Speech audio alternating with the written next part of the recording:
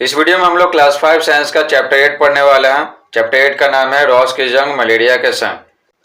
Chapter 1 से लेकर chapter 7 तक के वीडियो पहले ही बना चुके हैं। अगर आप नहीं देखे हैं तो कमेंट बॉक्स में लिंक दे दिए हैं, आप वहां से जाकर वीडियो को देख सकते हैं या फिर आप सारे वीडियोस को प्लेलिस्ट से देख सकते हैं। क्लास 5 साइंस पर्यावरण और हम किताब का प्लेलिस्ट।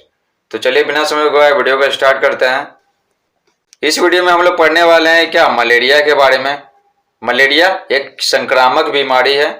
संक्रामक बीमारी कहते हैं वैसी बीमारी जो एक व्यक्ति से दूसरे व्यक्ति में हवा, जल और भोजन के माध्यम से फैलती है। ठीक है, तो समझ गए कि मलेरिया क्या है। मलेरिया एक संक्रामक बीमारी है और एक व्यक्ति से दूसरे व्यक्ति में फैलती है। और रॉस क्या है, तो रॉस एक वैज्ञानिक थे, ठीक है, डॉक्टर थे, तो शोध किए मलेरिया पे, इसलिए इनको कहा जाता है क्या, एक वैज्ञानिक थे। ठीक है, वैज्ञानिक कहते हैं क्या, जो व्यक्ति शोध करता है। तो डॉक्टर थे, तो एक बीमारी है मलेरिया, इस पे शोध किए। ठीक है, तो इनका पूरा नाम था क्या, रोनाल्ड रॉस। ठीक है, इसी को शॉर्ट में बोला जा रहा है रॉस। ठीक है, फोटो आप देख सकते हैं, ये रहा फोटो। देखिए सबसे पहले हम लोग समझ लेते हैं कि मलेरिया क्या है, ये कैसे होता है और इसके लक्षण क्या है। उसके बाद चैप्टर को अच्छे से समझेंगे कि चैप्टर में क्या लिखा हुआ, इनके बारे में पूरा लिखा हुआ, तो वो पढ़ेंगे। तो देखिए मलेरिया, तो मलेरिया एक संक्रामक बीमारी है, एक व्यक्ति से दूसरे व्यक्ति में फैलती है, लेकिन ये मच्छर के सहारे फैलती है। उस मच्छर को कहते हैं मादा एनोफिलीज मच्छर। मादा एनोफिलीज मच्छर क्या, एक वाहक है, एक व्यक्ति से दूसरे व्यक्ति में फैलाती है। मादा एनोफिलीज मच्छर के पेट में एक कीटाणु रहता है जिसका नाम है प्लाज्मोडियम। क्या नाम है, प्लाज्मोडियम। वो उसके पेट में रहता है, कौन, कीटाणु प्लाज्मोडियम। और जब मादा एनोफिलीज मच्छर किसी व्यक्ति को काटती है, किसी स्वस्थ व्यक्ति को काटती है, तो प्लाज्मोडियम, ठीक है, उस व्यक्ति के खून में चला जाता है और उस व्यक्ति को मलेरिया हो जाता है। तो इस प्रकार से मादा एनोफिलीज मच्छर कि क्या, मलेरिया का वाहक है, मलेरिया को एक जगह से दूसरी जगह पहुंचाता है। अब चलिए इसके लक्षण के बारे में पढ़ लेते हैं।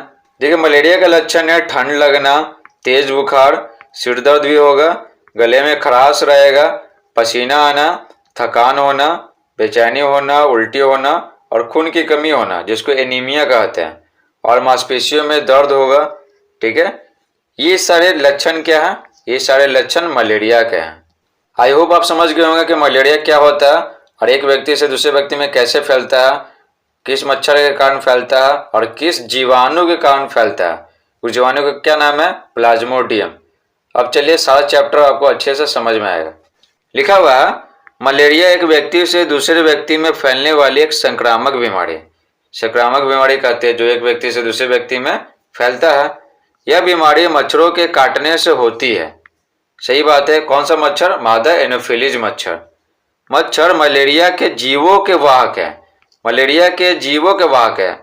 ठीक है, मलेरिया किस जीव के कारण होता है, एक जीवाणु होता है जिसका नाम होता है प्लाज्मोडियम, जो उस मच्छर यानी मादा एनोफिलीज के पेट में होता है। उनके द्वारा ही मलेरिया के कीटाणु फैलते हैं। यह तथ्य जानने में वर्षों लग गए। तो शुरू में तो लोगों को पता नहीं था कि ये मादा एनोफिलीज मच्छर के कारण फैल रहा है। ठीक है, और जीवाणु प्लाज्मोडियम के कारण फैल रहा है, कुछ नहीं पता था, क्योंकि ये लोगों के लिए क्या था, नया था। स्वतंत्रता के पूर्व, पूर्व यानी पहले, अब पूर्व क्या होता है, ये दिशा के भी नाम है। अब पूर्व में क्या होता है, पहले, जिसको बोलते हैं ना इंग्लिश में बिफोर, वही। स्वतंत्रता के पूर्व भारत में एक महान चिकित्सक हुए, चिकित्सक यानी डॉक्टर, जिनका नाम था रोनाल्ड रॉस। फोटो आप देख ही सकते हैं। इनके अथक प्रयत्न से ही हम मलेरिया के बारे में परिचित हो सके। तो इनका बहुत ही ज्यादा योगदान है, यही हम पढ़ने वाले हैं इस चैप्टर में। रॉस का जन्म भारत में उत्तराखंड राज्य के अल्मोड़ा नामक शहर में हुआ था। अगर आपसे ऑब्जेक्टिव पूछे, यही सब रहता है ऑब्जेक्टिव में दिया हुआ, ठीक ना, यही सब आता है एग्जाम में। अगर आपसे पूछे कि मलेरिया पर शोध कौन किए थे, तो रोनाल्ड रॉस। ठीक है, वैज्ञानिक का नाम आपको याद रखना पड़ेगा, रोनाल्ड रॉस। इनका जन्म किस देश में हुआ था, तो भारत में। ये तो कम ही पूछता है, राज्य पूछेगा और शहर पूछेगा। तो किस राज्य में हुआ था, उत्तराखंड राज्य में हुआ था, ये भारत के उत्तर में है। और किस शहर में हुआ था, अल्मोड़ा शहर में। तो उत्तराखंड और अल्मोड़ा जरूर आप याद रखिएगा। वे हमेशा सपनों की दुनिया में खोए रहते थे। अपने आसपास को देखकर चित्र बनाना और कविताएं लिखना उनका प्रिय शौक था। जैसा आप देख सकते हैं क्या कर रहे हैं, ठीक है, ये बचपन में है तो ये कर रहे हैं पेंटिंग बना रहे हैं, ठीक है। ये देख रहे हैं पेड़ पौधा और वातावरण, स्वच्छ वातावरण, हरियाली के बीच बैठ करके पेंटिंग बना रहे हैं। ये इनका शौक था, चित्र बनाना और कविताएं लिखना। 8 साल की उम्र में उन्हें स्कूली शिक्षा प्राप्त करने के लिए इंग्लैंड भेजा गया, ठीक है। ये क्या आज़ादी के पहले की घटना है ये। तो आज़ादी के पहले हम सब पे किसका शासन था? अंग्रेजों का शासन था। तो इसलिए इनको 8 साल की उम्र में इंग्लैंड भेजा गया पढ़ने के लिए। महज 14 साल की उम्र में वहाँ के एक प्रसिद्ध स्कूल में उन्हें गणित के लिए पुरस्कृत किया गया। वहाँ वो पढ़े ना तो बहुत तेज हो गए, ठीक है, किस में? मैथमेटिक्स में, मैथ में। इसलिए उनको पुरस्कार दिया गया। पुरस्कार में क्या मिला? पुरस्कार में मिली किताब से गणित में उनकी रुचि बढ़ी। तो पुरस्कार में उनको किताब मिला मैथ का कि लो मैथ पढ़ो, मैथ में तो तेज हो ही और तेज बना। तो किताब मिला ना, तो किताब बहुत ही बढ़िया था। वो किस किताब को वो पढ़े, ठीक है, तो और ज़्यादा उनको इंटरेस्ट जगने लगा मैथ में। तभी पिताजी ने कहा कि डॉक्टरी पढ़ो। तो उनके पिताजी क्या बोले? मैथ अब नहीं पढ़ो, अब बायोलॉजी पढ़ो और डॉक्टर बनो। सपने देखने वाले रॉस ने बहुत परिश्रम से मेडिकल की परीक्षा पास की। तो ये पहले क्या होता है, एंट्रेंस एग्जाम होता है। अगर उसमें पास कीजिएगा ना तब जाके डॉक्टरी वाले कॉलेज में एडमिशन होगा, फिर पढ़िएगा तब जाके डॉक्टर बनिएगा, इस तरह से। तो इनको तो पसंद था क्या? चित्र बनाना और कविताएं लिखना। और बाद में उनको मैथ में रुचि बढ़ने लगा। लेकिन इनके पिताजी क्या बोले? डॉक्टरी पढ़ो, बायोलॉजी, ठीक है ना, बायोलॉजी पढ़ो। तो फिर ये बहुत मेहनत किए बायोलॉजी पढ़ने में और मेडिकल की परीक्षा पास किए। उन्हें डॉक्टर बनकर वापस भारत आने का मौका मिला। एक डॉक्टर कहाँ बने? इंग्लैंड में बने। उस समय यहाँ मलेरिया फैला हुआ था। जब ये भारत आया ना डॉक्टर बन के, तो भारत में मलेरिया फैला हुआ था और मलेरिया के बारे में किसी को कुछ नहीं पता था। मलेरिया के संक्रमण से अनेक लोग अकाल मृत्यु का शिकार हो जा रहे थे। अकाल मृत्यु मतलब क्या? बिना काल के। जैसे मान लीजिए किसी व्यक्ति का मृत्यु होना चाहिए 80 साल, 85 साल, 100 साल, ठीक है ना, ये सब। लेकिन किसी बच्चे का ही मृत्यु हो जा रहा है, तो बच्चे का मृत्यु 10 साल में, 15 साल में हो रहा है, ठीक है, तो उसका तो मृत्यु का समय है नहीं, इसलिए इसको बोलते हैं अकाल मृत्यु। कुनैन की पत्तियां ही इसका एकमात्र इलाज थे। तो शुरू में पता नहीं था कि कैसे फैलता है, क्या है बीमारी, लेकिन पता चल गया था कि कुनैन की पत्तियां क्या इस बीमारी में राहत देती हैं। तो ये बोला जा रहा है कुनैन की पत्तियां ही इसका एकमात्र इलाज थी। मलेरिया कैसे फैलता है तथा इसका समुचित रोकथाम कैसे हो सकता है, यह किसी को पता नहीं था, किसी को भी नहीं, क्योंकि ये लोगों के लिए क्या था? नया बीमारी था। रॉस ने इस चुनौती को स्वीकार किया और मलेरिया से बचाव का उपाय ढूंढने में लग गए। तो ये आए ना, ठीक है, इंग्लैंड से पढ़ के आए, अच्छे से डॉक्टरी पढ़ के आए। तो ये क्या बोले? अब हम इस पे शोध करेंगे। किस पे? मलेरिया पे। हम पता लगाएंगे कि कैसे फैलता है और इसको रोकेंगे कैसे। अपने काम के दौरान उन्होंने पाया कि जहां मच्छर ज्यादा है वहां मलेरिया का प्रकोप भी ज्यादा है। यद्यपि उस समय वे मच्छर और मलेरिया के बीच के संबंध को समझ नहीं पाए, तथापि उन्होंने लोगों को मच्छरों से बचने की सलाह देनी शुरू कर दी थी। तो शोध तो करने लगे, वो जानने लगे, प्रयोग करने लगे कि आखिरकार मलेरिया कैसे फैलता है, किसी व्यक्ति को ये मलेरिया होता कैसे है। तो इस पर शोध करने लगे, ठीक है। लेकिन उनको कुछ पता नहीं चल पा रहा था। लेकिन उनको ये मालूम जरूर पड़ा ना कि जिस क्षेत्र में मच्छरों की संख्या ज्यादा है ना, ठीक है, उस क्षेत्र में मलेरिया के जो मरीज हैं वो ज्यादा है। तब उनको दिमाग में आया ना कि जरूर हो ना हो मलेरिया का कनेक्शन है ना मच्छर से जरूर है। इनको प्रूफ नहीं मिल पा रहा था। तो विज्ञान में क्या होता है, कुछ भी अगर बोलते हैं ना तो उसको सिद्ध करके दिखाना होता है, प्रूफ देना पड़ता है। तो इनको पता तो चल गया, ठीक है, उनको महसूस तो हो गया कि जो हो ना हो मलेरिया मच्छरों के कारण हो रहा है, कुछ ना कुछ कनेक्शन है, लेकिन उनको प्रूफ नहीं मिल पा रहा था। इसलिए वो क्या कि लोगों को मच्छरों से बचने की सलाह देने लगे। उन्होंने बताया कि घर के आसपास पानी जमा होने नहीं दें, नाली को ढककर रखें ताकि वहां मच्छर नहीं पनप सके। तो लोगों को सलाह देने लगे कि मच्छरों से क्या करना, बचना है, इधर उधर पानी नहीं जमा रहने दीजिए, ठीक है, उसको मिट्टी से ढक दीजिए, उसके बाद नाली को खुला मत छोड़िए। मलेरिया के बारे में प्रायः वे अपने वैज्ञानिक मित्रों के साथ चर्चा करते रहते थे। कहाँ पर वो पढ़े थे? इंग्लैंड में पढ़े थे। तो वहीं के जो उनके मित्र थे ना, ठीक है, उनसे वो बातचीत करते रहते थे। इंग्लैंड के एक वैज्ञानिक मित्र ने कहा कि मच्छर ही तो मलेरिया नहीं फैला रहे हैं, ठीक है। तो उनसे बातचीत करते रहते थे, मलेरिया के बारे में अपने शोध कैसे वो कर रहे हैं उसके बारे में वो बताते रहते थे, ठीक है, चर्चा करते रहते थे। तो उनका जो मित्र था ना एक इंग्लैंड का, बोला कि कहीं मच्छर तो नहीं ना फैला रहा मलेरिया, लेकिन इस बात को जानने का कोई उपाय नहीं दिख रहा था। तब तक मलेरिया की बीमारी पैदा करने वाले जीव से वैज्ञानिक परिचित हो चुके थे। रोनाल्ड रॉस बहुत ही ज़्यादा मेहनत कर रहे थे ये पता लगाने के लिए कि मलेरिया आखिर फैलता कैसे है, ठीक है। तो इसमें काफ़ी ज़्यादा समय लग गया। उस समय तक है ना, उस समय तक पता चल गया कि एक प्लाज्मोडियम जीवाणु है, उसी के कारण मलेरिया होता है, लेकिन ये आदमी में आता कैसे है ना, ये पता नहीं था। अगर यह जीव उन्हें किसी मच्छर के पेट में मिल जाता तो यह साबित हो जाता कि मच्छर से ही मलेरिया फैलता है, ठीक है। अब इनका पर्पस क्या हो गया? अब कोई मच्छर में ढूंढना है, प्लाज्मोडियम जीवाणु है ना, उसको ढूंढना है। ये तो पता चल गया है कि प्लाज्मोडियम जीवाणु के कारण ही मलेरिया होता है, लेकिन ये मलेरिया जो है ना, ठीक है, प्लाज्मोडियम जिसके कारण हो रहा है, प्लाज्मोडियम के कारण, ये व्यक्ति के शरीर में आया कैसे है ये मालूम करना है। उनको तो मालूम था कि हो ना हो क्या, ये मच्छर से ही फैल रहा है, ठीक है, मच्छर के शरीर में ही होगा प्लाज्मोडियम। अब इनको प्रूफ करना रह गया। तो प्लाज्मोडियम के बारे में कैसे पता चला? आदमी के खून में होगा, तब खून का जांच हुआ ना, तो प्लाज्मोडियम जीवाणु ढूंढा गया। रॉस ने इस संभावना पर विचार करते हुए शुरू कर दी अपनी जंग मलेरिया के संग, ठीक है। अब इनका एक क्या हो गया, जंग हो गया। अब ये बोले क्या, हम ढूंढ के ही निकालेंगे, ठीक है ना, प्लाज्मोडियम जो जीवाणु है किसी न किसी मच्छर के शरीर में जोड़ मिलेगा। तो अपना जंग स्टार्ट कर दिए। मलेरिया के मच्छरों को पहचानना और मलेरिया के रोकथाम का तरीका ढूंढना उनके जीवन का ध्येय बन गया। ध्येय मतलब क्या, उद्देश्य बन गया। अब तो यही करना है। वे लगातार मलेरिया के रोकथाम एवं उससे बचाव के उपाय में लगे रहे। वर्षों बीत गए, लेकिन मलेरिया और मच्छर के आपसी संबंध का पता नहीं चल सका। अब जरा सोचिए कि वर्षों बीत गए, वर्षों ये शोध करते रहे, वर्षों बीत गए। इसे जानने के लिए वे कई लोगों की उंगलियों में सुई चुभोकर खून के नमूने लेते हैं और जांच करते हैं, ठीक है, खून में जांच करते हैं, खून का जांच करते हैं कि उसमें कौन सा है जीवाणु। यहाँ तक कि मच्छरदानी में मच्छर छोड़कर उसमें लोगों को सुलाते हैं और मच्छर से कटवाते हैं। ये शोध करने का तरीका है, ऐसा करना पड़ता है।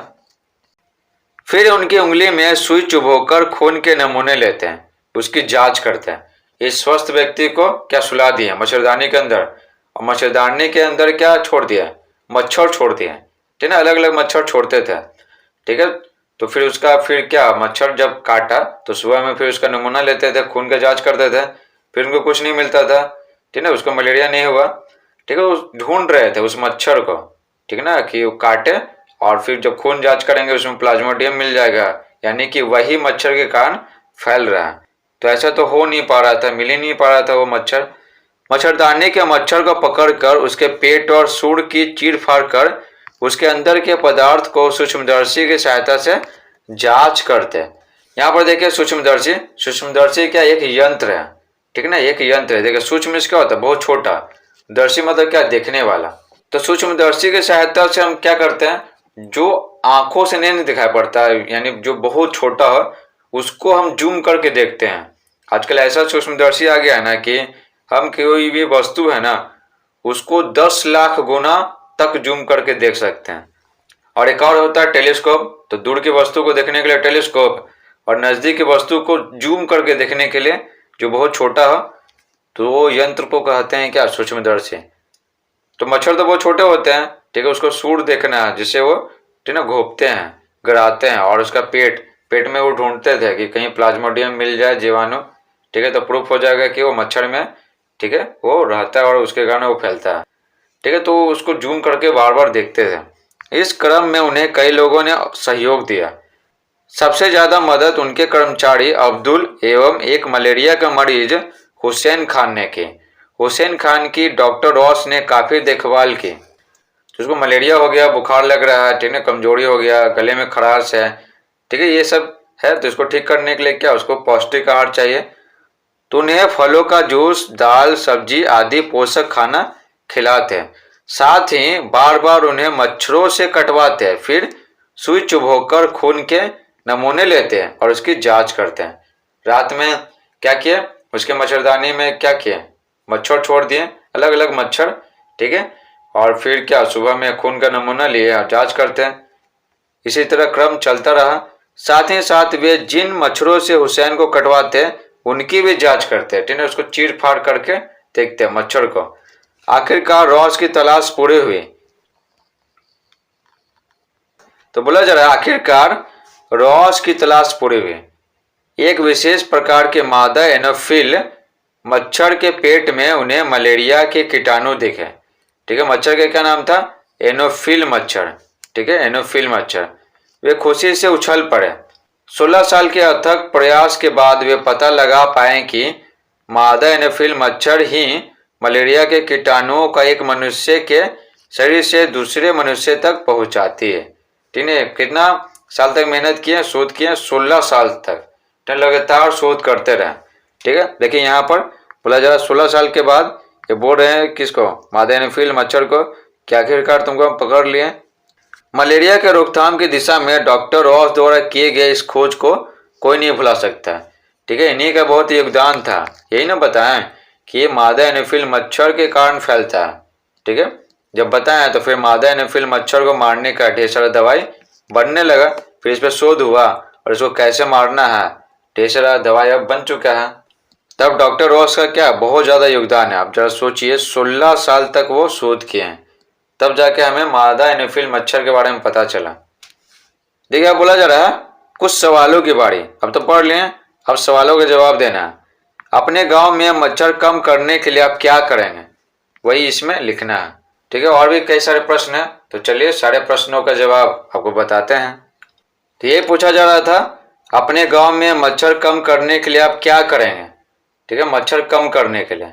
तो देखिए उत्तर लिखेंगे, अपने गांव में मच्छर कम करने के लिए मैं निम्नलिखित उपाय करूंगा, ठीक है। ये देखिए कैसे लिखा हुआ, नी, आधा म और न लिखा हुआ, ठीक है।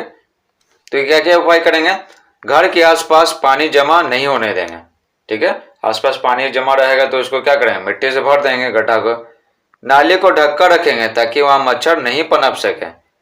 घर के आसपास जहां जल जमाव हो वहां डीडीटी का छिड़काव करेंगे ताकि मच्छर मर जाए। पहले होता था ना कि नाली उली नहीं रहता था, अभी भी आपको मिलेगा गांव में कि घर है तो नाली उली नहीं बनाया हुआ, ठीक है। तो घर के पीछे या घर के बगल में पानी को छोड़ दिया जाता है। घर का जो पानी होता है, नाली वाला पानी, तो उसको तो हम ढक नहीं सकते हैं, ढकेंगे तो पानी कहाँ फेंकेंगे। तो वहां पर क्या कर सकते हैं, डीडीटी, ठीक है। एक क्या है, एक रसायन है, इससे मच्छर मर जाता है। तो डीडीटी का छिड़काव करेंगे ताकि मच्छर मर जाए, ठीक है। डीडीटी का फुल फॉर्म क्या होता है, देखिए डी मतलब होता है क्या, डाइक्लोरो, फिर डी का मतलब होता है डाइक्लोरो डाइफिनाइल, इसका मतलब हो गया डाइक्लोरो, इसका मतलब हो गया डाइफिनाइल, और इसका मतलब हो गया ट्राइक्लोरो इथेन। अपने आसपास साफ सफाई रखेंगे, चौथा काम करेंगे अपने आसपास साफ सफाई रखेंगे। देखो मच्छर है ना दो तरीके से पनपता है। पहला होता है ना कि एक साफ पानी में, दूसरा क्या, गंदा पानी में। तो हमें देखना है ना कि साफ पानी भी है ना आसपास कम मात्रा में, ठीक है, कम मात्रा में कहीं कहीं रहता है ना गड्ढा में, तो पानी स्थिर रहता है, तो मच्छर से उसमें क्या अंडे दे देते हैं, फिर अंडों से ढेर सारे मच्छर निकलने लगते हैं। तो जो तालाब रहता है ना तो उसका पानी क्या होता है, गति करते रहता है, उसमें ढेर सारी मछलियां होती है, ठीक है। तो जिससे क्या होता है, मच्छर पनप नहीं पाता। लेकिन जो छोटा छोटा गड्ढा है या फिर नाली है, ठीक है, उसमें तो मछलियां होती नहीं है जो मच्छरों को खा सके, मच्छरों को डिस्टर्ब कर सके, ठीक है। तो इसलिए क्या होता है, मच्छर सब आराम से अंडे दे देती हैं, उससे ढेर सारा बच्चा निकल जाता है, तो मच्छरों की संख्या बहुत बढ़ जाता है। तो छोटे छोटे गड्ढों के बारे में बोला जा रहा है कि उसको भर देना है। और तालाब है, ढेर सारा पानी है, तो पानी गति कर रहा है, उसमें ढेर सारी मछलियां हैं और जीव जंतु हैं, तो क्या मच्छरों को उतना मौका नहीं मिल पाता है उसमें अंडे देने का। तो ये सारे उपाय करेंगे। आगे बोला जा रहा है यदि किसी को मलेरिया हो तो आप उसे कहाँ ले जाएंगे, तो जाहिर सी बात है हॉस्पिटल ले जाएंगे। उसकी देखभाल कैसे करेंगे, ठीक है। दो प्रश्न है इसमें। देखिए उत्तर लिखेंगे, यदि किसी को मलेरिया हो तो उसे निकट के स्वास्थ्य केंद्र में ले जाएंगे। बहुत सारे क्या सरकारी स्वास्थ्य केंद्र बनाए गए हैं। तथा उसकी खून की जांच कराएंगे, क्योंकि खून की जांच करने से ही पता चलेगा कि प्लाज्मोडियम कितना फैला हुआ है, कितना सीरियस इशू है मलेरिया का, कि अभी अभी मलेरिया हुआ है या फिर मलेरिया काफ़ी ज़्यादा फैल गया प्लाज्मोडियम पूरा खून में। तो ये सब कैसे पता चलेगा? खून की जांच से। तथा मलेरिया के कीटाणुओं को नष्ट करने की दवा कुनैन की गोली दिलवाएंगे। उसकी देखभाल के लिए फलों का जूस, दाल, सब्जी आदि पोषक खाने खिलाएंगे, क्योंकि बीमार हो गया जिसको ज़्यादा पोषक तत्व की जरूरत है, ठीक है ना। तो ये सब फलों का जूस, दाल, सब्जी इत्यादि पोषक खाने खिलाएंगे जो आसानी से पच सके। तो फलों का जूस तो आसानी से पच जाएगा, दाल भी पच जाएगा, दाल में प्रोटीन होता है, ठीक है। तो ये सारी चीज़ें, ठीक है, उसको खिलाएंगे। तीसरा है मलेरिया मच्छर से फैलता है, यह साबित करने के लिए रॉस को क्या क्या करना पड़ा। तो देखो उत्तर लिखेंगे, मलेरिया मच्छर से फैलता है, यह साबित करने के लिए रॉस मच्छरदानी के मच्छर को पकड़कर उसके पेट और सूंड को चीर-फाड़ कर उसके अंदर के पदार्थों को सूक्ष्मदर्शी की सहायता से जांच करते थे, ठीक है। सूक्ष्मदर्शी की सहायता से जूम कर करके देखते थे, उसमें प्लाज्मोडियम को ढूंढते थे। इस प्रकार से न उनको क्या हुआ, 16 साल का समय लग गया। और उनका असिस्टेंट था और एक और आदमी था जिसको मलेरिया होल था, ठीक है। तो उसको क्या करते थे, उन दोनों को क्या करते थे, मच्छर से कटवाते थे, फिर सुबह में नमूना लेते थे, खून का जांच करते थे, ये सब। 16 साल के प्रयास के बाद वे पता लगा पाए कि मादा एनोफिल मच्छर ही मलेरिया के कीटाणुओं का वाहक है, ठीक है। तो ये सब उनको करना पड़ा। इस प्रकार से पूरा चैप्टर समाप्त होता है। आई होप आपको ये वीडियो समझ में आया होगा। अगर समझ में आया तो वीडियो को लाइक करें, चैनल को सब्सक्राइब करें और अपने दोस्तों के बीच में ये वीडियो को जरूर शेयर करें ताकि वो भी अच्छे से पढ़ाई कर सकें। Thanks for watching.